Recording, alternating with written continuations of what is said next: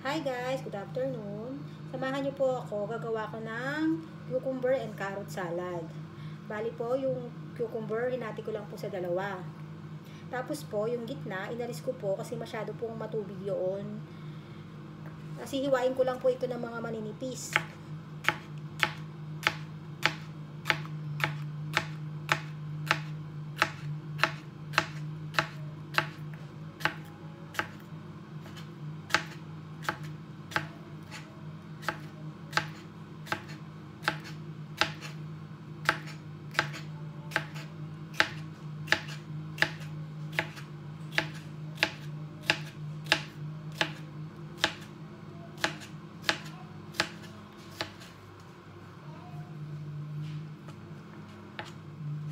Tapos, ito pong carrot.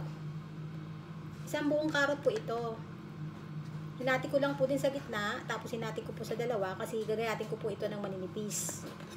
Please.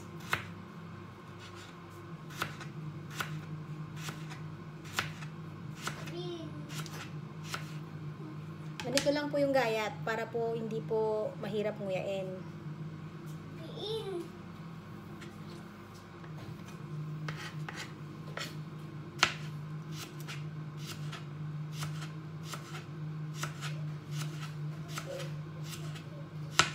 Bali po, ang gagamitin ko lang pong dressing dito, gagawa na lang po ako ng dressing kasi po nakakasawa rin po kasi palagi yung Caesar dressing na nakalagay sa bote.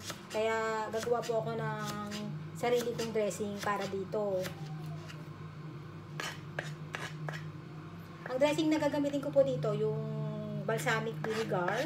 Lalagyan ko po ng olive oil, konting lemon, konting honey, asin at paminta po. Mamaya ipapakita ko po sa inyo yung mga gagamitin kong dressing para po sa salad na ginagawa ko ngayon, na tatapusin ko lamang po ito. Mamaya na lang po ulit. Bye! Hi guys! Natapos ko na pong gayatin yung carrots, pati yung cucumber. Ito na po sila. Ngayon po, gagawa po ako ng dressing para sa carrot and cucumber salad ko. Ang gagamitin ko po ay balsamic vinegar, olive oil, konting paminta, asin, garlic powder, sesame seed, saka konti pong lemon. Gagawin ko po